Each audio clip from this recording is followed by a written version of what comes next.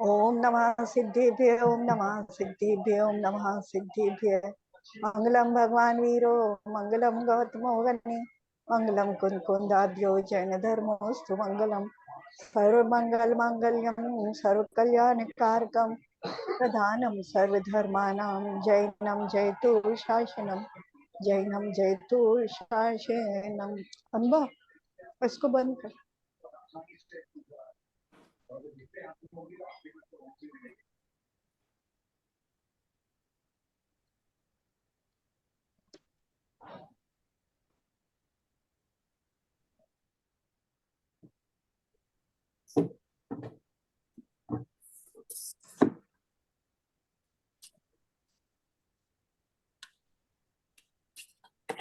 कल अपन ने ये दोनों पढ़ा था, ये विद्यमान 20 तीर्थंकर और 24 तीर्थंकर के बारे में। हाँ इससे जी, आगे का जो है ये यहाँ से, यद्यपि परमेष्ठी पद में इनका हाँ गर्भित हाँ जी, बना है। हाँ जी, यहाँ से हाँ थोड़ा ये, हाँ मुझे मालूम है।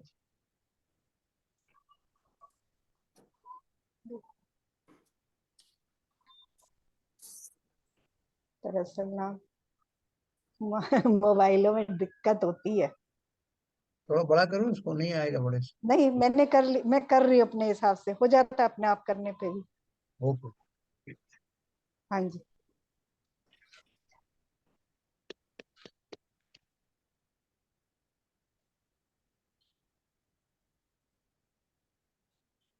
हाँ। आचार्य कल्प टोडरमल जी का मोक्ष मार्ग प्रकाशक ग्रंथ का वाचन कर रहे हैं हम लोग। उसमें कल हमने आ, वो पढ़ा था पंच परमेष्टि का बारे में बता करके, फिर उन्होंने विद्यमान 24 तीर्थंकर और विद्यमान 20 तीर्थंकर के बारे में बताया कि वो ऐसे ऐसे यहाँ इस नाम से विराजमान है। 20 तीर्थंकर विदेह क्षेत्र में विद्यमान है। अब इसी के बारे में आगे बता रहे हैं। यद्यपि परमेष्टि पद में इनका गर्भितपना है, तथापि विद्यमान काल में इनकी विशेषता जानकर अलग से नमस्कार किया है।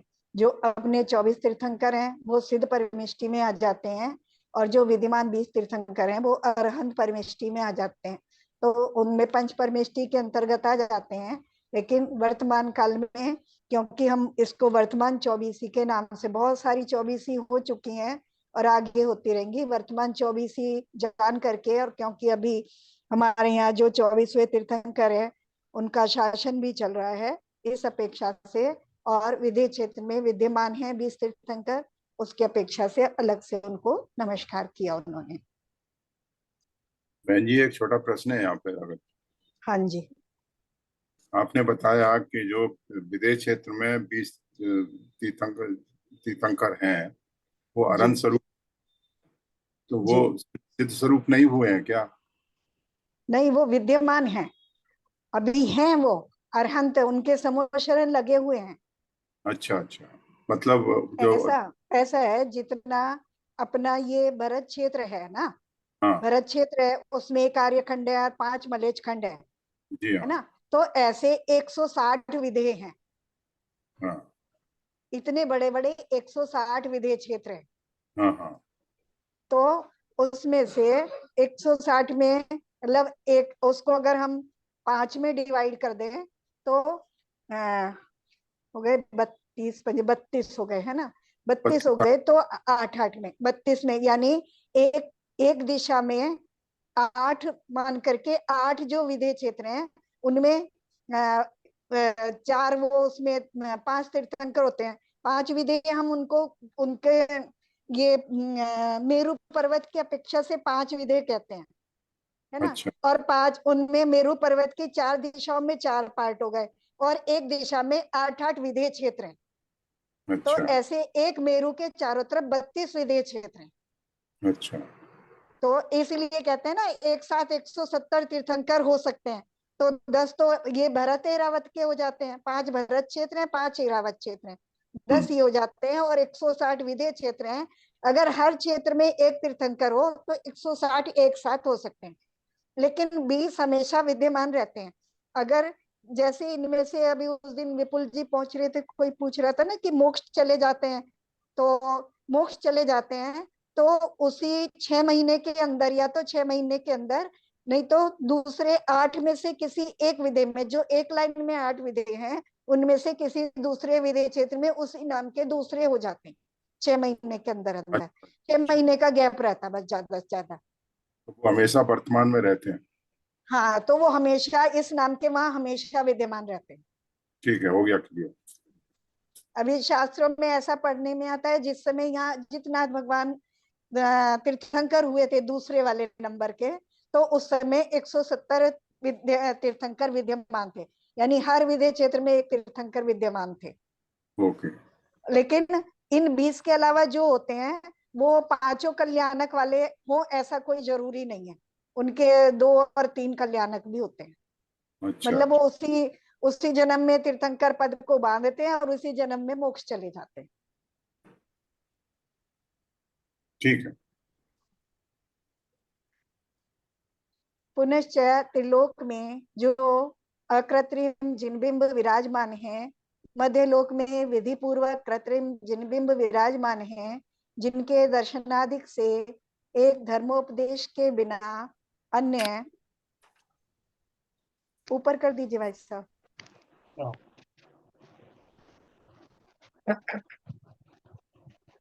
इसमें आपको बार बार ऊपर करना पड़ेगा। कोई बात नहीं, कोई बात नहीं, इतना तो हो जाएगा। अपने हित की सिद्धि जैसे तीर्थंकर केवली के दर्शनादिक से होती है, वैसे ही होती है उन जिन बिंबों को हमारा नमस्कार हो। तो यहाँ कह रहे हैं कि जैसे तीर्थंकर भगवान को या केवली भगवान के दर्शन करने से भी जैसे सम्यक दर्शन की प्राप्ति हो जाती है, और सम्यक दर्शन का होना ही अपने हित की सिद्धि है, तो ऐसे ही जिन बिंबों का दर्शन करने से भी सम्यक दर्शन की प्राप्ति हो जाती है।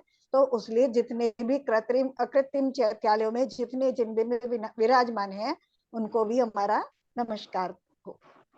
पुनश्च केवली की दिव्य ध्वनि द्वारा दिए गए उपदेश के अनुसार गंधर्व द्वारा रचे गए अंग परकीर्णक, उनके अनुसार अन्य आचार्यादिकों के द्वारा रचे गए ग्रंथादिक, ऐसे ये सब जिन वचन हैं ख्यादवाद चिन्ह द्वारा पहचानने योग्य हैं, न्याय मार्ग से अविरुद्ध हैं, इसलिए प्रामाणिक हैं, जीव को तत्व ज्ञान का कारण है, इसलिए उपकारी हैं, उन्हें हमारा नमस्कार हो।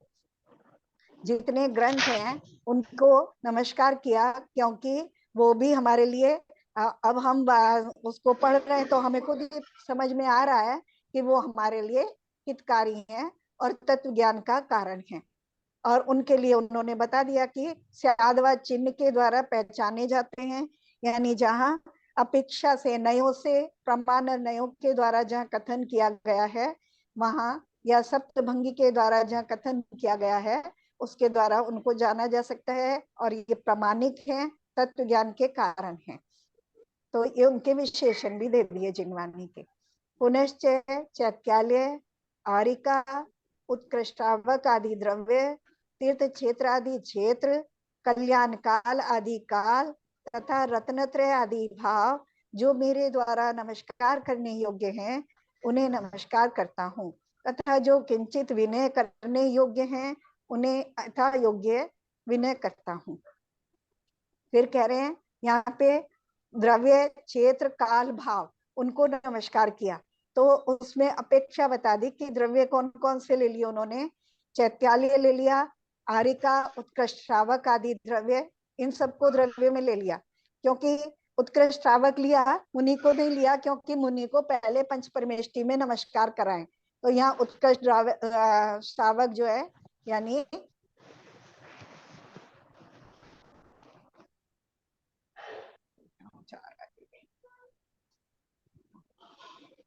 और इनको उत्कृष्ट श्रावक यानी एलक चुल्लक तक ले लिया, आर्यका और उत्कृष्ट श्रावक में एलक चुल्लक आगे, उनको भी नमस्कार किया। और तीर्थ क्षेत्र आदि क्षेत्र, उसको क्षेत्र में ले लिया, और कल्याणक इत्यादि के जो काल होते हैं उसको काल में लिया, और रत्न त्रय रूप जो आत्मा के भाव होते हैं उनको भाव में लिया। इस प्रकार द्रव्य, क्षेत्र, काल और भाव को चतुष्टय को नमस्कार किया है ना। और उसमें भी जो जितनी विनय करने योग्य है उनकी यथा योग्य विनय की है, यानी आरिका को जैसे विनय करनी है, श्रावक को जैसे विनय करनी है, उस तरह से विनय की है। इस प्रकार अपने इष्ट को सम्मान करके मंगल किया। इस प्रकार से ये क्योंकि ये पापों को गलाने में कारण है। ऐसे जो हमारे नमस्कार करने के उनके प्रति जो विनय के भाव होते हैं, उस तरह के जो विनय के भाव हैं, वो हमारे पापों की हानि करते हैं, पापों की निर्जरा करने में कारण होते हैं, तो वो मंगल स्वरूप होते हैं।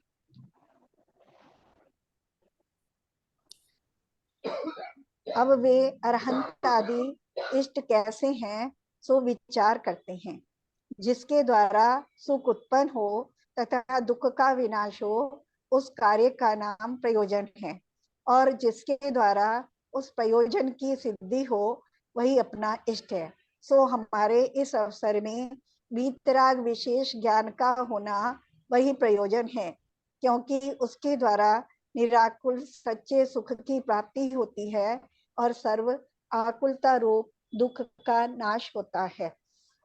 अब कह रहे हैं कि अब हमने ये कह दिया कि इष्टों का सम्मान करके मंगल किया, उन्होंने ऐसा कहा, तो अब बता रहे हैं कि इनका जो हमने इनको इष्ट कहा, तो ये इष्ट कैसे हैं, तो उसके कह रहे हैं, उसकी व्याख्या कर रहे हैं कि जिसके द्वारा सुख उत्पन्न हो और दुख का विनाश हो, उस कार्य का नाम प्रयोजन है। क्योंकि हम जो कुछ भी सांसारिक अवस्था में भी करें या पारमार्थिक दशा से भी करें, तो वो कोई भी हम कार्य करें, उसके पीछे हमारा कोई ना कोई प्रयोजन होता है। और प्रयोजन क्या होता है? सुख को प्राप्त करना, कि दुख का नाश हो और सुख की प्राप्ति हो, इसीलिए हम सब कार्य करते हैं, वही हमारा प्रयोजन है। तो यहाँ कह रहे हैं कि और जिसके द्वारा उस प्रयोजन की सिद्धि हो, वो ही हमारे लिए इष्ट है। तो ऐसे, और इस अवसर में इसका जो हम परमार्थ की दशा में जा रहे हैं और उनको नमस्कार आदि करके उनसे अपने प्रयोजन की सिद्धि करना चाहते हैं, तो उनसे हमारा प्रयोजन कौन सा सिद्ध होने वाला है? तो कह रहे हैं वीतराग विशेष ज्ञान का होना, यानी वीतराग होना, यानी राग देश का हमारे अंदर कमी हो, और जो सम्यक ज्ञान है, यानी जो सच्चा ज्ञान है, वो हमें प्राप्त हो, ये हमारा प्रयोजन है। क्योंकि इन दो चीजों के द्वारा ही ज्ञान और चारित्र, और ज्ञान चारित्र तो सम्यक दर्शन के पूर्वक ही सम्यक होते हैं, तो उन्हीं से हमें सुख की प्राप्ति होती है और अकल्पता का नाश होता है। अरहंतादिक से प्रयोजन सिद्धि, अब उस प्रयोजन की सिद्धि को सिद्ध कर रहे हैं, कैसे होती है। पुनश्च इस प्रयोजन की सिद्धि अरहंतादिक द्वारा होती है, किस प्रकार सो विचारते हैं। आत्मा के परिणाम 3 प्रकार से हैं, संक्लेश, विशुद्ध और शुद्ध। वहां तीव्र कषाय रूप संक्लेश है, मंद कषाय रूप विशुद्ध है, तथा कषाय रहित शुद्ध है। यहाँ वीतराग विज्ञान रूप अपने स्वभाव के घातक जो ज्ञानावरणादि घातिया कर्म है, उनका संक्लेश परिणामों द्वारा तो तीव्र बंध होता है, और विशुद्ध परिणामों द्वारा मंद बंद होता है, तथा मैंने सवाल था, ये विशुद्ध शब्द का अर्थ कैसे है? शाब्दिक अर्थ विशुद्ध शुद्धता की, विशेष शुद्धता की बात है ना। तो इसमें जो संक्लेश सहित और वो कषाय सहित है, उनको विशुद्ध कैसे कह दिया? हाँ, विशुद्ध शब्द पता नहीं आचार्य ने इसी तरह से यूज किया है, लेकिन यहाँ विशुद्ध का परिणाम कषायों की मंदता के साथ ही है। मंदता का, वही हम कह रहे हैं ना। कषायों की जहाँ मंदता है उन्हें विशुद्ध में रखा, और जहाँ कषाय बिल्कुल समाप्त हो गई है, वहाँ शुद्ध में रखा है। बिल्कुल सही। वो ऐसा ही प्रयोग जो है और भी ग्रंथों में ऐसा ही प्रयोग किया गया है। सब जगह ऐसा ही मिलता है, पूरे शास्त्रों में ऐसा ही मिलेगा। ये 3 शब्द ऐसे ही मिलते हैं। और जो संक्लेश रूप परिणाम है, वो पाप बंध के कारण है। विशुद्ध रूप परिणाम है, वो पुण्य बंध के कारण है। और जो शुद्ध परिणाम है, वो बंध रहित होने के कारण है ना। अगर परमार्थिक दशा से एक्चुअली स्पीकिंग, वो भावों से डराइव किया है इसको, शुद्ध और विशुद्ध। हाँ, इस तरह से देखिए, अपन समझते हैं कि जो शुद्ध है उससे भी जो शुद्ध होगा वो विशुद्ध होगा। शुद्ध होगा, मान्यता तो ऐसी है। हाँ, लेकिन है उल्टा, यहाँ ग्रंथों में जो लिया है। देखो, एक चीज अगर हम लगाएं, अगर कोई चीज पूरी तरह से शुद्ध है है ना। अब शुद्ध के आगे और क्या शुद्ध करेंगे उसको? शुद्धता के आगे और कोई शुद्धता होगी क्या? हाँ, प्योर शुद्धता शब्द से, है तो प्योर ही है, बिल्कुल हाँ प्योर, प्योर के प्योर है अलावा तो कुछ प्योर नहीं। ही है बस। प्योर से आगे और क्या होगा? कम प्योर तो हो सकता है कि इतने परसेंट, 99.9% है, ऐसा तो हम कह सकते हैं। लेकिन जो 100% शुद्ध है उसके आगे और कौन सी शुद्धता होगी फिर? ठीक है भाई जी, ठीक है। हाँ, जी और ये मतलब ये विशेष रूप से समझने की चीज है जो ये पैराग्राफ है ना। तो अब यहाँ कह रहे हैं कि ये तो सबको क्लियर है कि जो संश्लेष परिणाम है, यानी संश्लेष परिणाम आप जो रूप है, तीव्र ठीक है। राग द्वेष, तीव्र कषायों के साथ, या जिसमें राग का परिणाम भी बहुत तीव्र हो और द्वेष का परिणाम भी बहुत तीव्र हो, वो सब संश्लेष परिणामों में ही आते हैं। वहां तीव्र कषाय रूप संश्लेष है, मंद कषाय रूप विशुद्ध है, कषा कषाय रहित शुद्ध है। वहां वीतराग विज्ञान रूप अपने स्वभाव के घातक जो ज्ञानावरणादि कर्म है, उनका संश्लेष परिणामों द्वारा तो तीव्र बंद होता है और विशुद्ध परिणामों द्वारा मंद बंद होता है। तथा विशुद्ध परिणाम प्रबल हो तो पूर्व काल में जो तीव्र बंद हुआ था उसको भी मंद करता है, यानी उसमें भी अपकर्षण हो जाता है। शुद्ध परिणामों द्वारा बंद नहीं होता, केवल उनकी निर्जरा ही होती है। अरहंतादि के प्रति स्तवन आदि रूप जो भाव होते हैं वे कषायों की मंदता सहित ही होते हैं, इसलिए वे विशुद्ध परिणाम हैं। पुनश्च समस्त कषाय मिटाने का साधन है, इसलिए शुद्ध परिणाम का कारण है ना। क्योंकि अगर उस तरह का, अगर एकदम तीव्र संश्लेष परिणाम हो और उनसे कोई जीव सोचे कि एकदम वो शुद्ध परिणामों में पहुंच जाएगा, तो ऐसा बहुत कठिन है ना, बहुत असंभव सा लगता है। कभी किसी के साथ ऐसा होता हो तो हो सकता है, लेकिन जो जनरली अगर हम आ जाए 99.9% पे आ जाएं, तो विशुद्ध परिणामों के बाद ही जीव शुद्ध परिणामों में पहुंचता है ना। और उसी हिसाब से आचार्य ने गुणस्थान विभाजित किए है ना। पहले गुणस्थान से कुछ जीव हैं 7वें तक भी पहुंच जाते हैं, लेकिन ज्यादातर 7वें के बाद ही, अगर 8वें 9वें में भी जाना है तो 7वें तक तो जाना पड़ेगा पहले, और नहीं तो पहले से चौथे में जाएंगे और फिर वहां से 5 6 7 ऐसे चढ़ के जाएंगे फिर। तो वो परिणामों की विशुद्धता को ही उत्तरोत्तर बताते हैं वो गुणस्थान भी। सो ठीक है ऐसे, भाई। जी, नहीं नहीं नहीं, बस आगे। सो ऐसे परिणामों से अपने घाती कर्म की हीनता होने से सहज ही वीतराग विशेष ज्ञान प्रकट होता है। जितने अंशों में वह हीन हो उतने अंशों में यह प्रकट होता है। इस प्रकार अरहंतादिक द्वारा अपना प्रयोजन सिद्ध होता है। अगर बहुत तीव्र संश्लेष परिणाम होंगे, बहुत अधिक कषायों के साथ परिणाम होंगे, तो जो ज्ञानावरणादि कर्म है उनका तीव्र कठोर बंद होगा और उससे हमारा जो ज्ञान होगा वो हीन होगा। और ज्ञान हीन होगा, एक इंद्रिय इत्यादि में चले जाएं, एक इंद्रिय से 4 इंद्रिय तक के जीव हैं, उनका ज्ञान कितना हीन है, वो तो अपने स्वभाव का निर्णय करने में भी सक्षम नहीं है। तो इसलिए जो संश्लेष परिणाम है उससे हमें समझ में आता है कि कम से कम हमें संश्लेष परिणामों से तो पूरी तरह बचने का प्रयास करना चाहिए। और जो अरहंता आदि की जो हम स्तुति करते हैं, उनके गुणों का स्मरण करते हैं, या जिस तरह से भी हम उनको याद करते हैं, जिस तरह से भी उनके साथ निकटता करते हैं, उस प्रकार से वचनों से करें, शरीर के माध्यम से उनके निकट होने का प्रयास करें, भावों से, तो वहां हमारे भाव तो बनते ही हैं, और भाव अगर बन रहे हैं तो उससे हमारे जो परिणाम है वो विशुद्ध होते हैं और बंध को हीन करते हैं। नया बंध तो हीन होता ही है, और विशेष अच्छे परिणाम, विशुद्ध परिणाम होने से जो पहले का तीव्र बंध है वो भी हल्का होने लगता है। अथवा अरहंतादि के आकार का अवलोकन करना, या स्वरूप विचार करना, या वचन सुनना, या निकटवर्ती होना, उनके अनुसार प्रवर्तन करना। पहले ऊपर कहते उनके उनकी प्रयोजन पूजन इत्यादि करना कहा था, यहाँ आगे भी बता दिया कि उनके आकार का अवलोकन करना, या उनके स्वरूप का विचार करना, उनका वचन सुनना, उनसे निकटता करना, उनके अनुसार प्रवर्तन करना इत्यादि कार्य तत्काल ही निमित्त भूत होकर रागादि को हीन करते हैं। जीव अजीव आदि के विशेष ज्ञान को उत्पन्न करते हैं, इसलिए ऐसे भी अरहंतादिक द्वारा वीतराग विशेष ज्ञान रूप प्रयोजन की सिद्धि होती है।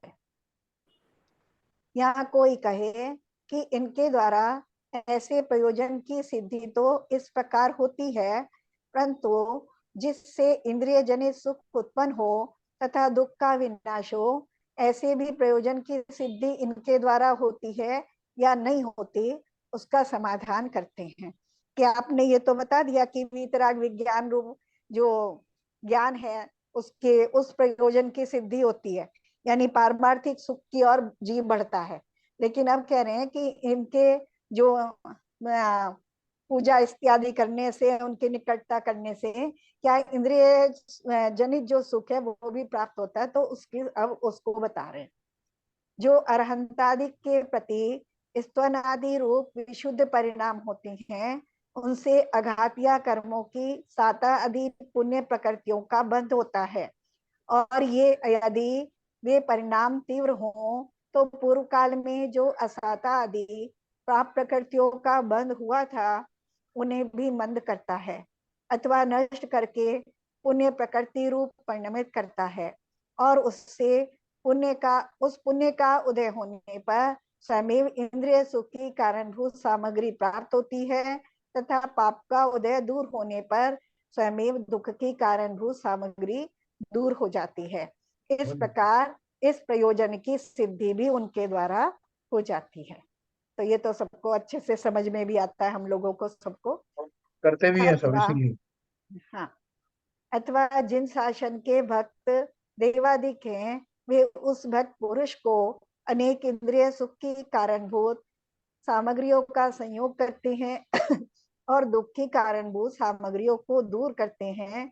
इस प्रकार भी इस प्रयोजन की सिद्धि उन अरहंतादि के द्वारा हो जाती है।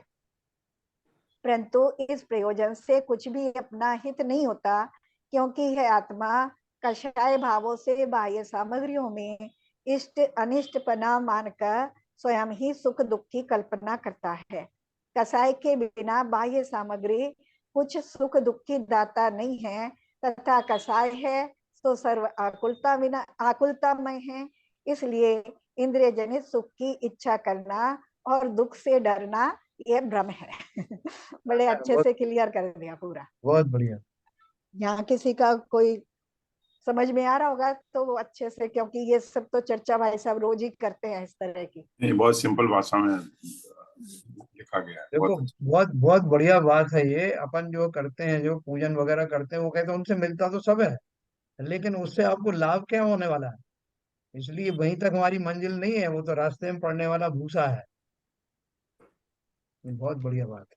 चलिए बहन जी आगे। हाँ, लेकिन ये नहीं सोचे कि अब खाली यही नहीं सोचे कि लेकिन उससे बहुत वो है कि जब हमारे परिणाम मतलब क्या है कि जितना हम उनके साथ जुड़ रहे हैं उतने परिणाम हमारे मतलब समता रूप बने रहते हैं। उस समय भी आकुलता को कम करते हैं, उस समय भी हमारे दुख को कम करते हैं। और जितना जितना हम बाकी, क्योंकि हम बिना करे तो कुछ रहेंगे नहीं। ऐसे अभी ऐसे तो होने गए हैं कि उनके तरह हाथ पे हाथ रख के बैठ जाएंगे, उनके जैसे तो बैठने वालों में से है नहीं। हम करेंगे तो है ही कुछ ना कुछ, तो क्या करेंगे, तो घर गृहस्थी में जुड़े रहेंगे, संसार में जुड़े रहेंगे, और वो बाहर में और जिस भी चीज से जुड़ेंगे, या तो अपने से जुड़े और अपने से नहीं जुड़े उनसे जुड़े, तो बस ये दो ही मार्ग है। और उसके अलावा हम और कहीं जुड़ेंगे तो निश्चित रूप से राग द्वेष परिणाम करेंगे, संक्लेश रूप परिणाम करेंगे। तो इसलिए उस चीज से हमें समझ में आता है कि वहां जुड़ने में तो फायदा है हर तरह से। सोबत का असर तो पड़ता ही है बहन जी। हाँ बिल्कुल। पुनश्च इस प्रयोजन के हेतु अरहंतादि की भक्ति करने से भी तीव्र कषाय होने के कारण पाप बंध भी होता है। इसलिए अपने को इस प्रयोजन का अर्थी होना योग्य नहीं है।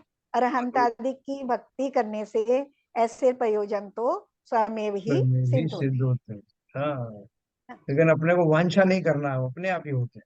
हाँ बस न्याय मतलब, लेकिन ये है कि ये देखना है कि हमारे परिणामों में आकुलता की कमी हो रही है कि नहीं, क्योंकि हमने जब ये इतना समझ लें कि आकुलता दुख रूप है और आकुलता का नहीं होना सुख रूप है, तो अगर परिणामों में आकुलता हो रही है निरंतर फिर भी बनी है, तब तो कोई फायदा हो नहीं रहा है। बाकी बाहर की सामग्री मिले या नहीं मिले ये तो बाद की बात है, लेकिन यस, अगर परिणाम आकुलता में नहीं हो रहे हैं तो उसी समय सुख मिल रहा है। यस, और न, तत्काल फल फल मिल रहा है। लेकिन बहन जी इसमें तीव्र कषाय क्यों कर दिया है इसको? वरांतादिक की भक्ति से तीव्र कषाय का बंद होता है। मतलब वो कषाय बंद कषाय कहते तो ठीक था। है नहीं। नहीं नहीं, ये लाइन जो लिखी है ना, देखो उसका अर्थ है, इस वहां प्रयोजन उस के हेतु। हाँ बताइए बहन जी। हाँ हाँ बताइए ना भाई साहब। इस प्रयोजन तीव्र के कषाय हेतु होने के अनंत कारण आदि की भक्ति करने से भी तीव्र कषाय होने के हाँ, कारण पाप बंद भक्ति ही होता है। से तो ले उन्होंने लिया क्या सर। बोला कि ये जो हमारी जो चाहत है, प्रयोजन कौन सा है हमारा, तो बताया उन्होंने, ऊपर बताया है कि जो प्रयोजन है, कौन से प्रयोजन की सिद्धि होती है, इस प्रकार इस प्रयोजन की भी सिद्धि उनके द्वारा होती है, अथवा जिन शासन के भक्त देवादिक हैं, वे उस भक्त पुरुष को अनेक इंद्रिय सुख की कारणभूत सामग्रियों का संयोग भी कराते हैं और दुख की कारणभूत सामग्रियों को दूर करते हैं। बहुत सारे लोग इंतजार करते हैं ना, कोई देवता आए और हमारी रक्षा करे और हमको धन आदि दे जाए, इससे निपटा दे। बहुत सारे इस भाव, इससे मंत्र आदि साधना करते हैं इस भाव से। तो वो कह रहे हैं इस प्रकार भी इस प्रयोजन की सिद्धि उन अरंतादिक द्वारा, मतलब उनके जो भक्त देव हैं उनके द्वारा वो निमित्त बन जाते हैं। लेकिन इस प्रकार भी इस प्रयोजन की सिद्धि और इस प्रयोजन से कुछ भी अपना हित नहीं होता, क्योंकि ये लोक में एक क्षणिक आपको एक राहत जैसी तो मिल जाएगी, लेकिन अगर आपको उसमें आपको आनंद आने लगा तो उसमें फिर राग और द्वेष जुड़ जाएंगे आपके। आगे लिखा उन्होंने, इससे अपना हित नहीं होता, क्योंकि ये आत्मा कषाय भावों से बाह्य सामग्रियों में इष्ट अनिष्टपना मानकर स्वयं ही सुख दुख की कल्पना करता है। कषाय के बिना बाह्य सामग्री कुछ सुख दुख की दाता नहीं है। जो सामग्री मिली, हमें मिलती है, हम बड़े खुश हो जाते हैं और उसमें राग करने लगते हैं, और जब कोई चीज मुनि को मिले तो मुनि को उससे कोई मतलब नहीं, उन्हें कोई मजा ही नहीं आता। तो इसलिए वो कह रहे हैं कि ये जो कल्पना है मिथ्या दृष्टियों को, उसमें आनंद की जो प्राप्ति है वो अपने मिथ्यात्व भाव के साथ होने वाले राग के कारण उनको अच्छा लगता है, जबकि वास्तव में वो एब्सोल्यूट टर्म्स में वो कोई सुख की सामग्री है नहीं। ये वो सिद्ध करना चाहते हैं वो, कि अनंत आदि की जो भक्ति करोगे ये सब तो मिल जाएगा, लेकिन ये सोच के देखना कि मोक्ष के मार्ग में वो कहाँ तक फलदायी है, उसकी सार्थकता कितनी है। यही बात उन्होंने आगे भी कही, कषाय के बिना बाह्य सामग्री कुछ भी सुख दुख की दाता नहीं है। कषाय है हमें इसलिए अच्छा लग रहा है, तथा कषाय है तो सर्व आकुलतामय है। अगर हमारे अंदर कषाय उत्पन्न हो गया और उस कषाय के फल से बल पे हमें वो मिली हुई सामग्री अच्छी प्रतीत हो रही है, तो वास्तव में वो थोड़ी देर के बाद वो आकुलता भी देने लगेगी, और आकुलता जहाँ है वो दुख का कारण ही है। इसलिए इंद्रिय जनित सुख की इच्छा करना और दुख से डरना ये भ्रम है, ये दोनों बात एक साथ नहीं हो सकती। इंद्रिय जनित सुख की इच्छा भी कर रहा हूँ और दुख ना हो ऐसा भाव भी कर रहा हूँ, क्योंकि दुख तो होगा ही ना, थोड़ी देर में आकुलता आएगी। वो जो कुछ भी फलीभूत हो रहा है, पुण्य आदि जो पैसा वैसा आया वो चला भी जा सकता है। तो तरह तरह की आकुलता होने से इस तरह की प्राप्तियां वास्तव में दुख ही है। वही उन्होंने, हाँ, वही नीचे भी दिया उन्होंने, पुनश्च इस प्रयोजन के हेतु अनंत आदि की भक्ति करने से भी, भक्ति किस प्रयोजन से कर रहे हो कि मुझे ये प्राप्ति हो जाए, अगर इस भाव से भक्ति की तो तीव्र कषाय में आएगी और उसके होने के कारण पाप बंद भी होता है। इसलिए अपने को इस प्रयोजन का अर्थी होना योग्य नहीं है। अनंत आदि की भक्ति करने से ऐसे प्रयोजन तो स्वयं ही सिद्ध हो जाते हैं। ये बात आगे बोली बहन। हाँ इस प्रयोजन से मतलब इंद्रिय सुख के प्रयोजन से या संसार सुख के प्रयोजन से जब हम इसका भक्ति करेंगे तो भाई साहब इसका हमारे मतलब कसाय ये भाव हुआ, होंगे। भाई साहब एक सेकंड, हाँ, इसका मतलब ये हुआ कि हम यदि इच्छा करके की चीज सुख की इच्छा करके अगर भक्ति करेंगे वो तीव्र कषाय का कारण बनेगा। और बिना हाँ, बिना किसी इच्छा के अगर भक्ति करते हैं तो वो जी, हमको जो भी मिलेगा वो स्वयं भी मिल जाएगा। उसमें हम अगर उसमें राग करेंगे तो सुखी होगी, और नहीं तो जैसा है वैसा मिलता रहेगा। ये बस, अर्थ है इसका। बिल्कुल बिल्कुल। यदि हम मतलब तो ये इसीलिए वो तीव्र कैसा लिखा है इसमें, बिल्कुल, बहुत ये बढ़िया बताओ। लिखा है। हाँ एकदम इस पर हम पढ़िए बन जी। इस प्रकार अनंताधिक परम इष्ट मानने योग्य हैं। तो कैसे वो इष्ट है, इस बात की उन्होंने सिद्धि की। ऊपर कर दीजिए भाई साहब। तथा वे अरहंताधिक ही परम मंगल हैं। उनमें भक्ति भाव होने से परम मंगल होता है। मंग अर्थात सुख, उसे लाती अर्थात देता है, अथवा मम अर्थात पाप, उसे गालयती अर्थात गाले दूर करता है, उसका नाम मंगल है। इस प्रकार उनके द्वारा पूर्वोक्त प्रकार से दोनों कार्यों की सिद्धि होती है, इसलिए उनके परम मंगलपना संभव है। मंगल शब्द की व्याख्या की है कि दो प्रकार से मंगल शब्द की व्याख्या की जाती है कि जो सुख को लाता है वो मंगल है, और जो पाप को गलाता है वो मंगल है। और उनसे दोनों कार्यों की सिद्धि होती है, सुख की भी प्राप्ति होती है और पाप भी दूर होते हैं। मंगलाचरण करने का कारण बता रहे हैं। अब यहाँ कोई पूछे कि प्रथम ग्रंथ के आदि में मंगल ही किया, सो क्या कारण है? उसका उत्तर देते हैं, सुख से ग्रंथ।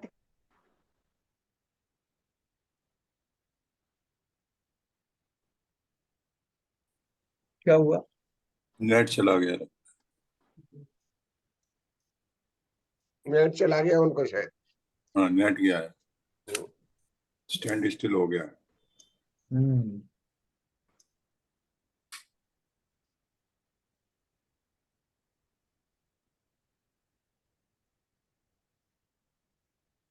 देखो इसलिए कहते हैं कि जो कुछ अच्छी बातें सुनने को मिले तुरंत सुनना चाहिए, कब क्या व्यवधान आ जाए कुछ कहा नहीं जा सकता। उनके कहने में और अपने सुनने में दोनों में भी अंतर आ सकता है।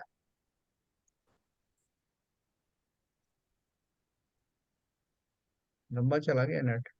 नहीं नहीं, वो दोबारा आएंगी, लॉग इन कर। हाँ। आ गई।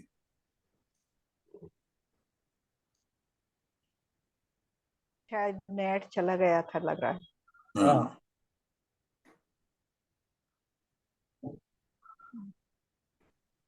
अभी आवाज आ रही है? अभी आ आ रही आ रही रही। आ रही। यहाँ कोई पूछे कि ग्रंथ के आदि में मंगल किया, सो क्या कारण है? उसका उत्तर देते हैं, सुख से ग्रंथ की समाप्ति हो, पाप के कारण कोई विघ्न न हो, इसलिए यहाँ प्रथम मंगल किया। यानी क्योंकि मंगल, जब हम अभी पहले उसकी विवेचना कर दी मंगल शब्द की, कि मंगल के कारण पापों का नाश होता है, तो हमारे पाप के कारण कोई विघ्न उत्पन्न ना हो जाए, इसलिए प्रथम मंगल करते हैं। तो अभी यहाँ तर्क कर रहे हैं, जो अन्य मती इस प्रकार मंगल नहीं करते, उनके भी ग्रंथ की समाप्ति तथा विघ्न ना होना देखते हैं, वहां क्या हेतु है? उसका समाधान करते हैं। अन्य मती जो ग्रंथ करते हैं, उनमें मोह के तीव्र उदय से मिथ्या कषाय भावों का पोषण करने वाले विपरीत अर्थों को धरते हैं, रखते हैं, इसलिए उनकी निर्विघ्न समाप्ति तो ऐसे मंगल किए बिना ही हो। यदि ऐसे मंगलों से मोह मंद हो जाए, तो वैसा विपरीत कार्य कैसे बने? तथा हम भी ग्रंथ करते हैं, उसमें मोह की मंदता के कारण वीतराग तत्व ज्ञान का पोषण करने वाले अर्थों को धरेंगे, उसकी निर्विघ्न समाप्ति ऐसे मंगल करने से ही हो। यदि ऐसे मंगल ना करें तो मोह की तीव्रता रहे, तब ऐसा उत्तम कार्य कैसे बने? तो सिद्धि करी, उन्होंने प्रश्न किया था कि जो अन्य मत वाले हैं वो तो इस तरह ग्रंथ के आरंभ में मंगल नहीं करते और उनके ग्रंथ भी पूर्ण हो जाते हैं, तो कह रहे हैं वो तो मिथ्यात्व और कषाय भावों का ही पोषण करते हैं, मोह भाव का ही पोषण करते हैं, तो मोह के साथ मोह की कथन कर रहे हैं, तो उसमें कौन सी परेशानी है? वो तो ग्रंथ पूरे हो ही जाएंगे। लेकिन हम जो कहने वाले हैं, जिस अर्थ को हम बताने वाले हैं, क्योंकि हम वीतराग तत्व ज्ञान को बताने का वो कर रहे हैं, बताना चाह रहे हैं, तो वो मोह की मंदता में ही हो सकता है, और ऐसे में अगर मोह का उदय आएगा तो उसमें बाधा पड़ेगी, तो मोह का उदय ना आए और निर्विघ्न समाप्ति हो, इसलिए मंगल करते हैं। बहुत बढ़िया, बहुत बढ़िया। बहुत बढ़िया, बहुत। पुनश्च वह कहता है कि ऐसे तो मानेंगे, परंतु कोई ऐसा मंगल नहीं करता, उसके भी सुख दिखाई देता है, पाप का उदय नहीं दिखाई देता। और कोई ऐसा मंगल करता है, उसके भी सुख नहीं दिखाई देता, पाप का उदय दिखाई देता है। इसलिए पूर्वोक्त मंगलपना कैसे बने। एक और प्रश्न कर दिया कि जो लोग मंगल नहीं करते उनके भी सुख है, मतलब देखा जाता है इस तरह काम करते हुए, और जो कर रहे हैं उनके भी पाप का उदय, तो उसका भी उत्तर दे रहे हैं। जीवों के संक्लेश विशुद्ध परिणाम अनेक जाति के हैं, उनके द्वारा अनेक कालों में पहले बंधे हुए कर्म एक काल में उदय आते हैं। इसलिए जिस प्रकार जिसके पूर्व में बहुत धन का संचय हो, उसके बिना कमाए भी धन दिखाई देता है और ऋण दिखाई नहीं देता, तथा जिसके पूर्व में ऋण तो बहुत हो, उसके धन कमाने पर भी ऋण दिखाई देता है, धन दिखाई नहीं देता। परंतु विचार करने से कमाना तो धन ही का कारण है, ऋण का कारण नहीं है। बड़े अच्छे से उदाहरण दे दिया कि क्यों हमें ऐसा दिख रहा है कि उनको वो कुछ ऐसे शुभ काम नहीं कर रहे हैं, फिर भी उनके पुण्य के उदय दिखाई दे रहे हैं, और जो अशुभ नहीं कर रहे हैं उनके भी पाप के उदय दिखाई दे रहे हैं। तो उसका बड़ा अच्छे से उदाहरण दे दिया कि जिसके पास बहुत धन हो पहले से ही है, तो उसके ऊपर कोई कर्ज भी हो तो दिखाई नहीं देता, लेकिन किसी के ऊपर बहुत कर्ज हो, यानी पूर्व में बहुत पाप कर्म किए हो और अब पुण्य भी कर रहा हो, तो पूर्व पूर्व पाप के उदय से दुख दिखाई दे रहे हैं। लेकिन वास्तव में तो जो नया कमा रहा है, यानी कमाना धन का ही कारण है, तो वास्तव में जो इस समय हम शुभ भाव कर रहे हैं या विशुद्ध रूप परिणाम कर रहे हैं, तो वो सुख के ही कारण है, पुण्य के ही कारण है। उसी प्रकार, उसी को बता रहे आगे, उसी प्रकार जिसके पूर्व में बहुत पुण्य का बंध हुआ हो, उसके यहाँ ऐसा मंगल किए बिना भी सुख दिखाई देता है, पाप का उदय दिखाई नहीं देता। और जिसने पूर्व में बहुत पाप बंध हुआ किया हो, उसके यहाँ ऐसा मंगल करने पर भी सुख दिखाई नहीं देता, पाप का उदय दिखाई देता है। परंतु विचार करने से ऐसा मंगल तो सुख ही का कारण है, पाप उदय का कारण नहीं है। इस प्रकार पूर्वोक्त मंगल का मंगलपना बनता है। तो यहाँ उस बात की जो प्रश्न उठाया था उसकी समाधान कर दिया। पुनश्च वह कहता है, यह भी माना, परंतु जिन शासन के भक्त देवादिक हैं, उन्होंने उस मंगल करने वाले की सहायता नहीं की और मंगल न करने वाले को दंड नहीं दिया, तो क्या कारण है? उसका समाधान करते हैं। जीवों को सुख दुख होने का प्रबल कारण अपना कर्म का उदय है, उसी ही के अनुसार बाह्य निमित्त बनते हैं।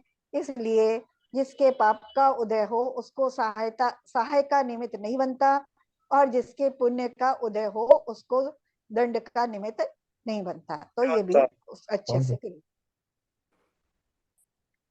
यह निमित्त कैसे नहीं बनता, सो कहते हैं, जो देवादिक हैं वे क्षयोपशम ज्ञान से सबको युगपत नहीं जान सकते, इसलिए मंगल करने वाले और नहीं करने वाले का जानपना किसी देवादिक को किसी काल में होता है। इसलिए यदि उनका जानपना न हो तो सहाय करने के या दंड देने के परिणाम ही नहीं होते, तथा तीव्र कषाय हो तो धर्मानुराग नहीं हो सकता। मंद कषाय रूप वह कार्य करने के परिणाम हुए और अपनी शक्ति न हो तो क्या करे। इस प्रकार सहाय करने का या दंड देने का निमित्त नहीं बनता। अपना एक दो तीन चीजें बता दी। एक तो ये बता दिया कि जो सहायता मिल रही है वो अपने पुण्य के उदय से मिल रही है, और नहीं मिल रही है तो अपने पाप का उदय है। फिर बता दिया जो देवादिक है वो केवल ज्ञानी तो है नहीं, सर्वज्ञ तो है नहीं कि सब कुछ जान रहे हैं, चोपशम ज्ञान से ही जान रहे हैं, तो सब कुछ तो एक तो सब कुछ उनको जानने में नहीं आता। और मान लो किसी को किसी काल में जानना भी आ गया, जानने में भी आया, और उसमें उस समय उसके कषाय रूप परिणाम कैसे चल रहे हैं, उसको सहायता करने के भाव आते हैं या नहीं आते, इस पे भी निर्भर करेगा। और फिर उसमें सहायता करने की योग्यता है या नहीं है, इस बात पे भी निर्भर करेगा। तो तीन चार कारण हैं, तो वो सब उन्होंने एक साथ बता दिया। यदि अपनी शक्ति हो और अपने को धर्मानुराग रूप मंद कषाय का उदय होने से वैसे परिणाम हो, तथा उस समय अन्य जीव का धर्म अधर्म रूप कर्तव्य जाने, तब कोई देवादि किसी धर्मात्मा की सहायता करते हैं अथवा किसी अधर्मी को दंड देते हैं। इस प्रकार कार्य होने का कुछ नियम तो है नहीं, ऐसे समाधान किया कि ऐसा नियम नहीं है कि जो धर्मात्मा है उसकी सहायता देव करेंगे ही करेंगे, ऐसा नियम नहीं है। लेकिन अगर अपने ऐसे कर्म का उदय है और उनके भी उस समय उनके ज्ञान में आ रहा है, उनके धर्म से अनुराग रूप मध्यम कषाय के परिणाम हो रहे हैं, बहुत मंद कषाय है तब भी वो जानेंगे, सम्यक दृष्टि है, बहुत मंद कषाय हो रही है तो जीवों को अपना कर्म, जीव अपना कर्म को भोग रहे हैं।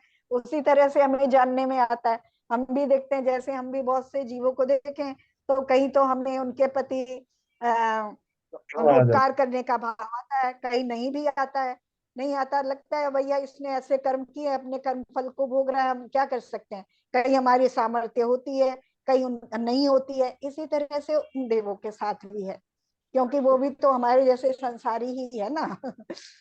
सही बात। यहाँ इतना जानना कि सुख होने की, दुख न होने की, सहाय कराने की, दुख दिलाने की जो इच्छा है सो कषायमय है, तत्काल तथा आगामी काल में दुखदायक है। इसलिए ऐसी इच्छा को छोड़कर हमने तो एक वितराग विशेष ज्ञान होने के अर्थी होकर अरहंतादि को नमस्कार आदि रूप मंगल किया है, क्योंकि इस सबसे प्रयोजन नहीं है। तो बहुत अच्छा। अब ग्रंथ की प्रामाणिकता और आगम परंपरा, इस प्रकार मंगलाचरण करके अब सार्थक मोक्ष मार्ग प्रकाशक नाम के ग्रंथ का उद्योग करते हैं।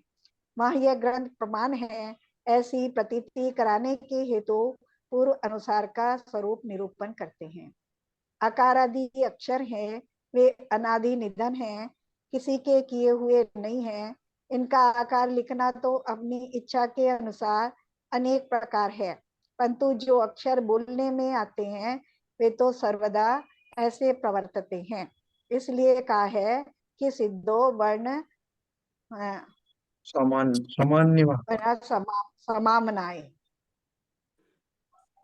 जो वर्ण है यानी कि जो ध्वनि उच्चारण रूप है वो तो भाषा उसी तरह से उच्चारण में आती है, और लिखने की जो शैली है, लिपि है, वो अलग अलग भी होती है, लेकिन जो भाषा है वो अनादि निधन है ना। तो ये अकार आदि अक्षर इसलिए उन्होंने कह दिया वो अनादि निधन है।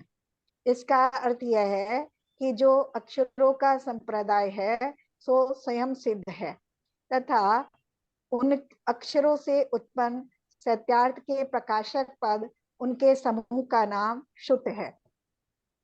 यानी जो अक्षर हैं, अब उन अक्षरों से जो पद बने, अक्षरों से पद बने मतलब जो शब्द बने, अब वो शब्द किस चीज को का द्योतन कर रहे हैं, यानी वो किसको, सत्यार्थ को यानी झूठे अर्थ को बता रहे हैं या सच्चे अर्थ को बता रहे हैं। तो कह रहे हैं जो सत्यार्थ के प्रकाशक पद उनके समूह का नाम शुद्ध है, यानी उन अक्षरों से बने हुए जो शब्द हैं और वो शब्द जो सच्चे अर्थ का प्रकाशन कर रहे हैं उनके समूह का नाम शुद्ध है। हम शुद्ध कहते हैं ना, द्रव्य शुद्ध जिसको कह रहे हैं, तो द्रव्य शुद्ध की व्याख्या है।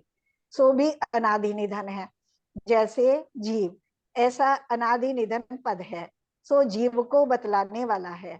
इस प्रकार अपने अपने सत्य अर्थ के प्रकाशक अनेक पद, उनका जो समुदाय सो शुद्ध जानना।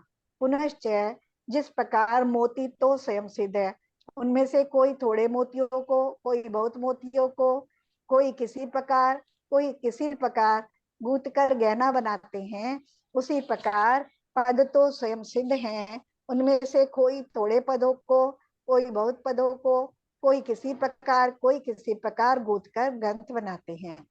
यहाँ मैं भी उन सत्यार्थ पदों को मेरी बुद्धि अनुसार गूंथ कर ग्रंथ बनाता हूँ। मेरी मति से कल्पित झूठे अर्थ के सूचक पद इसमें नहीं गूंथता हूँ, इसलिए यह ग्रंथ प्रमाण जानना। यानी जो पद हैं सत्यार्थ को बताने वाले हैं उन्हीं के अनुसार मैं कहूंगा। बस मैं उनको मतलब माला में पिरो रहा हूँ, मोती मैंने नहीं बनाए हैं, ये कहना है उनका। यानी पद मैंने नहीं बनाए हैं, मैं तो उनको बस व्यवस्थित कर रहा हूँ। बहुत बढ़िया। उन पदों की परंपरा इस ग्रंथ ग्रंथ पर्यंत किस प्रकार प्रवर्तमान है। भाई सब बता देना जहां तक पढ़ना हो, और जहां समझाना हो वहां आप समझा भी देना। मैं हाँ तो नहीं नहीं, ऐसे ही अब पढ़ती जाती पढ़िए, अभी टाइम है, 10 मिनट है। हाँ ना। तो ये पद मतलब आप कह रहे हैं कि जो पद हैं वो अनादि निधन है और वो सत्यार्थ का प्रकाश करने वाले हैं, यानी मोती जैसे उपमा दी है उसकी कि वो अनादि निधन है, मैं उनको मात्र गूंथ रहा हूँ। तो वो कह रहे हैं कि पदों की परंपरा कैसे है, इस ग्रंथ पर्यंत कैसे आई, तो उसका समाधान कर रहे हैं। अनादि से तीर्थंकर केवली होते आए हैं, उनको सर्व का ज्ञान होता है, इसलिए उन पदों का तथा उनके अर्थों का भी ज्ञान होता है। पुनश्च और तीर्थंकर केवलियों का दिव्य ध्वनि द्वारा ऐसा उपदेश होता है जिससे अन्य जीवों को पदों का एवं अर्थों का ज्ञान होता है। उसके अनुसार गंधर्देव अंग प्रकीर्णक रूप ग्रंथ गुथते हैं तथा उनके अनुसार अन्य अन्य आचार्य आदि के नाना प्रकार ग्रंथ आदि की रचना करते हैं।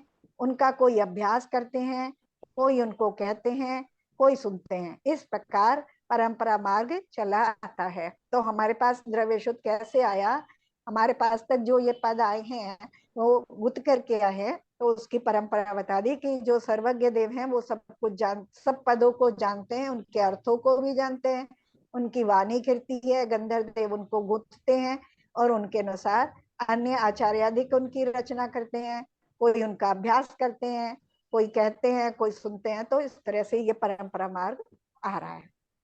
अब इस भरत क्षेत्र में वर्तमान अवसर्पणी काल है, उसमें 24 तीर्थंकर हुए, जिनमें श्री वर्धमान नामक अंतिम तीर्थंकर देव हुए। उन्होंने केवल ज्ञान विराजमान होकर जीवों को दिव्य ध्वनि द्वारा उपदेश दिया। उसको सुनने का निमित्त पाकर गौतम नामक गंधर ने अगम्य अर्थों को भी जानकर धर्मानुरागवश अंग प्रकीर्णकों की रचना की। फिर वर्धमान स्वामी तो मुक्त हुए। वहां पीछे इस पंचम काल में 3 केवली हुए। गौतम गौतम गंधर जिनका हम नाम लेते हैं, फिर उनके शिष्य थे सुधर्माचार्य, और फिर उनके शिष्य थे जम्बू स्वामी, जो जिनको हम कहते हैं लगातार वो केवली हुए। तत्पश्चात काल दोष से केवल ज्ञानी होने का तो अभाव हुआ, परंतु कुछ काल तक द्वादशांग के पाठी शुद्ध केवली रहे। यानी जो भाव शुद्ध केवली हैं, यानी केवल ज्ञान नहीं हुआ लेकिन पूरे द्वादश अंगों का, यानी पूरी जिनवानी का, द्वादश अंग का जिनको ज्ञान होता है और केवल ज्ञान नहीं हुआ है, उनको द्रव्य शुद्ध केवली कहते हैं। तो ऐसे शुद्ध केवली हुए जिन्हें पूरी द्वादश अंग का ज्ञान था, और फिर उनका भी अभाव हुआ। फिर कुछ काल तक थोड़े अंगों के पाठी रहे, यानी कोई एक अंग को जानने वाले रहे, कोई 2 अंग को जानने वाले रहे। फिर पीछे उनका भी अभाव हुआ। तब आचार्य आदि को द्वारा उनके अनुसार बनाए गए ग्रंथ तथा अनुसारी ग्रंथों के अनुसार बनाए गए ग्रंथ उनकी ही प्रवृत्ति रही। मतलब जो उन्होंने ग्रंथ बनाए, फिर उनके अनुसार दूसरों ने, फिर अनुसार जो ग्रंथ बने थे उसके अनुसार दूसरे आचार्यों ने ग्रंथ बनाए। उनमें भी काल दोष से दुष्टों द्वारा कितने ही ग्रंथों की विच्युति हुई तथा महान ग्रंथों का अभ्यास आदि न होने से विच्युति हुई, तथा एक लाइन छूट गई है शायद, तथा कितने ही महान ग्रंथ पाए जाते हैं। मंदता के ज्ञान की मंदता बुद्धि की, के हाँ। कारण अभ्यास, अभ्यास होता नहीं। जैसे कि दक्षिण में गोमटे स्वामी के निकट मूड बद्री नगर में धवल, महाधवल, जयधवल पाए जाते हैं, परंतु दर्शन मात्र ही हैं, तथा कितने ही ग्रंथ अपनी बुद्धि द्वारा अभ्यास करने योग्य पाए जाते हैं, उनमें भी कुछ ग्रंथों का ही अभ्यास बनता है। ऐसे इस निकृष्ट काल में उत्कृष्ट जैन मत का घटना तो हुआ, परंतु इस परंपरा द्वारा अब भी जैन शास्त्रों में सत्य अर्थ का प्रकाशन करने वाले पदों का सद्भाव प्रवर्तमान है। तो ये पद वहां से यहाँ तक कैसे आए ये उन्होंने बात रखी। अब अपनी बात कह रहे हैं, हमने इस काल में यहाँ अब मनुष्य पर्याय प्राप्त की है। इसमें हमारे पूर्व संस्कार से भले होनहार से जैन शास्त्रों के अभ्यास करने का उद्यम हुआ, जिससे व्याकरण, न्याय, गणित आदि उपयोगी ग्रंथों का किंचित अभ्यास करके टीका सहित समयसार, पंचास्तिकाय, प्रवचन सार, नियम सार, गोमर सार, लब्धि सार, त्रिलोक सार, तत्वाशुत इत्यादि शास्त्र और चपना सार, पुरुषार्थ सिद्धि उपाय, अष्टपाहु, आत्मानुशासन आदि शास्त्र और शावक मुनि के आचार के प्ररूपक अनेक शास्त्र और सुष्टु कथा सहित पुराण आदि शास्त्र इत्यादि अनेक शास्त्र हैं। उनमें हमारे बुद्धि अनुसार अभ्यास वर्तता है, उससे हमें भी किंचित सत्यार्थ पदों का ज्ञान हुआ है। यानी इन सब ग्रंथों का उन्होंने अध्ययन किया है और उनका अध्ययन करने से बता रहे हैं कि उनका अभ्यास करने से जो हमारी बुद्धि के अनुसार हमें भी सत्यार्थ पदों का ज्ञान हुआ है। पुनश्च इस निकृष्ट समय में हम जैसे मंद बुद्धियों से भी हीन बुद्धि के धनी बहुत जन दिखाई देते हैं। उन्हें उन पदों का अर्थ ज्ञान हो, इस हेतु धर्मानुरागवश देश भाषामय ग्रंथ रचने की हमें इच्छा हुई, इसलिए हम यह ग्रंथ बना रहे हैं। इसमें भी अर्थ सहित उन्हीं पदों का प्रकाशन होता है। इतना तो विशेष है कि जिस प्रकार प्राकृत संस्कृत शास्त्रों में प्राकृत संस्कृत पद लिखे जाते हैं, उसी प्रकार यहाँ अपभ्रंश सहित तथा यथार्थता सहित देश भाषा रूप पद लिखे जाते हैं, परंतु अर्थ में व्यभिचार कुछ नहीं है। कह रहे हैं जैसे वहां संस्कृत और प्राकृत में लिखे गए, यहाँ अपनी देश की भाषा में लिखे जा रहे हैं, पर दोनों का अर्थ सेम है, अर्थ में कोई अंतर नहीं है। इस प्रकार इस ग्रंथ पर्यंत उस सत्यार्थ पदों की परंपरा प्रवर्तती है। अब कह रहे हैं असत्य पद रचना प्रतिषेध, कि इसमें असत्य पद नहीं लिखे गए हैं तो उसको बता रहे हैं। यहाँ कोई पूछता है कि परंपरा तो हमने इस प्रकार जानी, परंतु इस परंपरा में सत्यार्थ पदों की ही रचना होती आई, असत्यार्थ पद नहीं मिले, ऐसी प्रतीति हमें कैसे हो। तो कि अब अभी तक जो चले आ रहे हैं पद वो सब सत्यार्थ ही हैं, उसमें किसी ने असत्यार्थ नहीं मिलाए, ऐसे हमें कैसे समझ में आए। तो क्या उसका समाधान करते हैं। असत्यार्थ पदों की रचना अति तीव्र कषाय हुए बिना नहीं बनती, क्योंकि जिस असत्य रचना से परंपरा अनेक जीवों का महाबुरा हो, स्वयं को ऐसी महाहिंसा के फल रूप नरक निगोद में गमन करना पड़े, ऐसा महाविपरीत कार्य तो क्रोधमान माया लोभ अत्यंत तीव्र होने पर ही होता है। यानी असत्यार्थ पद अगर लिखे जाएंगे तो वो तीव्र कषाय की उत्पत्ति से ही होंगे और उससे अपने आप को भी नरक इत्यादि का बंध होगा, है ना। किंतु जैन धर्म में तो कषायवान ऐसा कषायवान होता नहीं, यानी कि जैन धर्म जो जैनी लोग हैं वो तो तीव्र कषाय वाले होते ही नहीं है, मंद कषाय वाले ही होते हैं। तो सब लगा अपनी सरलता अपने आप कैसे करिए है जी। इन्होंने अपनी सरलता अपने आप कह दी कि हम तो बहुत सरल सज्जन आदमी, हम तो कोई असत्यार्थ बात लिखते ही नहीं, कहते नहीं, सिखाते नहीं है। ये भी क्वालिफाई सभी कर के वो केवल अपनी बात नहीं कह रहे हैं, वो तो पूरे कह रहे हैं कि तो जैन धर्म में तो ऐसा कषायवान होता ही नहीं। यानी जो जैन है, जो वास्तव में जैन है, वो जिनेंद्र भगवान का जो भक्त है उसको तीव्र कषाय होती नहीं, बस ये मानो।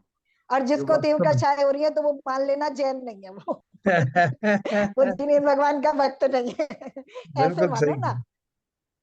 बिल्कुल हाँ, आशय तो उतना ही है कि जैन होने के और नाते अपने को कषाय नहीं होती है।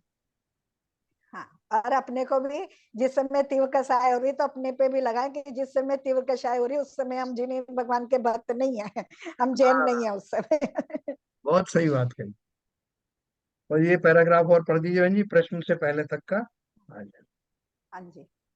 प्रथम मूल उपदेश दाता तो तीर्थंकर केवली, सो तो सर्वथा मोह के नाश से सर्व कषायों से रहित ही है ना। ये सिद्धि कर रहे हैं आगे पैराग्राफ में कि जैन वाले हैं, जैन धर्मी है, वो कषायवान कैसे नहीं होते वो बता रहे हैं। फिर ग्रंथकर्ता गंधर तथा आचार्य वे मोह के मंद उदय से सर्व बाह्यांतर परिग्रह को त्याग कर महामंद कषाई हुए हैं। यानी जो जिनेन्द्र देव हैं, तीर्थंकर केवली हैं, उनके तो वो तो सर्व कषायों से रहित है ना, ये हमें सबको पता है। फिर ग्रंथकर्ता गंधर आचार्य वे मोह के मंद उदय से सर्व बाह्यांतर परिग्रह को त्याग कर महामंद कषाई हुए हैं। उनके उस मंद कषाय के कारण किंचित शुभ उपयोग की ही प्रवृत्ति पाई जाती है और कुछ प्रयोजन ही नहीं है। तथा श्रद्धानी ग्रस्त भी कोई ग्रंथ बनाते हैं, वे भी तीव्र कषाई नहीं होते। यदि उनके तीव्र कषाय हो तो सर्व कषायों का जिस प्रकार से नाश करने वाला जो जिन धर्म है उसमें रुचि कैसे होती है ना। अब उसमें प्रश्न क्वेश्चन मार्क लगा दिया कि यार तीव्र कषाई है तो उसकी जैन धर्म में और उसके मार्ग में लगने की रुचि नहीं होगी, मतलब रुचि से नहीं लग रहा, मात्र दिखावे के लिए लग रहा, तो वो उस अपेक्षा से देखा जाए तो यहाँ उस तरह से बात कर दी कि जो उसमें रुचि पूर्वक लगा है वो तीव्र कषायवान नहीं है। अथवा जो कोई मोह के उदय से अन्य कार्यों द्वारा कषायों का पोषण करता है तो करो, परंतु जिन आज्ञा भंग करके अपनी कषाय का पोषण करे तो जैनीपना नहीं रहता, नहीं रहता। है ना। जो हाँ ये जो हम अभी कह रहे थे, जब हमें भी जिस समय हम, ऐसा नहीं है कि हमें नहीं होती, हमारे भी मन कषाय रूप तीव्र कषाय रूप परिणाम होते हैं, तो टटोल लें कि जिस समय हो रहे हैं, क्योंकि हमें जिनेन्द्र भगवान का जैसा उन्होंने बताया वैसा उनका भक्त भी बनना है, तो सच्चा भक्त बनना है। और सच्चा भक्त कैसा होगा, जो कषाय के मार्ग के अपने कषायों का पोषण ना करें, है ना। और बिल्कुल उसमें सही। खाली क्रोध आदि नहीं आते, सिर्फ लोभ और मान कषाय और लोभ कषाय भी आती है। देखो हम उस खाली टाइम लोग कहते हैं क्रोध ना को अपन। देख करके ही कह देते हैं, हाँ हम हाँ क्रोध को देख के ही कह देते हैं तीव्र कसाई है, बाकी और जो मानी है या जो लोभी है वहां नहीं, हम वहां तक देख ही नहीं पाते, ना अपने अंदर देख पाते ना औरों को देख पाते। उस टाइम लोग अपने कहते हैं अंदर ना तो तुम। बिल्कुल नहीं देख पाते, दूसरों को तो देख भी लेते हैं। हाँ अपन एक कहते हैं ना, अगर कोई बहुत कषाय करता हुआ दिखाई देता अपन कहते हैं तुम कैसे जैनी हो। तो वही मतलब बिल्कुल मतलब तो इस आशा तो बहुत प्रकार स्पष्ट है। हाँ। है। हाँ इस प्रकार जिन धर्म में ऐसा तीव्र कषाई कोई नहीं होता जो असत्य पदों की रचना करके पर का और अपना पर्याय पर्याय में बुरा करे। पूरा हाँ, करे। ठीक है सर, और इसका अर्थ क्या हुआ कि ग्रंथ रचना, देखो अपन बहुत सारे ग्रंथों को इसलिए नहीं पढ़ते कि नहीं साहब उसमें गलत लिखा होगा। अरे गलत क्या, अगर उसमें जो है वीतरागता को बढ़ाने वाली बात है तो वो स्वीकार्य है, और कोई भी वीतरागता को बढ़ाने वाला इस तरह का निंदनीय कार्य क्यों करेगा जिससे वो नरक जाए। ये सोच करके लॉजिकली अपन को जहाँ अच्छी चीज मिले उसका स्वागत करना चाहिए। चलिए बहुत बढ़िया हो गया, बहन जी ने बहुत अच्छे से पढ़ा, सरलता के साथ। मैंने मेरे से कोई गलती हुई हो नहीं नहीं, आपसे तो क्या फिर भी गलती है तो। क्षमा जी करें आपने थोड़ा। बहुत बहुत ही सरलता से और इतना अच्छा समझ में आया कि पूछिए मत। हाँ बहुत बढ़िया सर, हाँ बहुत बढ़िया उनका सर। विषय ही सरल है, तो और सब लोग जो विषय चल रहा है वो अब तो सब उसमें परिपक्व हो गए, तो किसी को अब कुछ बताने की जरूरत नहीं है।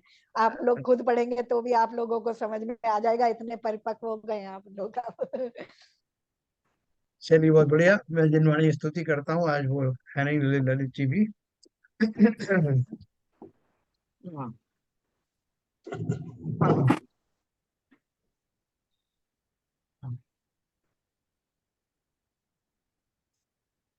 तम नाश वे को ज्ञान के प्रकाश वे को आपा परभास वे को भानु सी बखानी है। छहो द्रव्य जान वे को बंध विधि भान वे को स्वपरूपी छान वे को परम प्रमानी है। अनुभव बताए वे को जीव के जताए वे को काहू न सताए वे को भव्य और यानी है। जहाँ तहाँ तार वे को पार के उतार वे को सुख विस्तार वे को यही जिन वाणी है। हे जिन वाणी भारती तो ही जपो दिन रैन। जो तेरी शरणा गहे सो पावे सुख चैन। जा वाणी के ज्ञान ते सूझे लोकालोक। सो वाणी मस्तक धरूं सदा दे तू दो। जिनवाणी माता की जय। जय।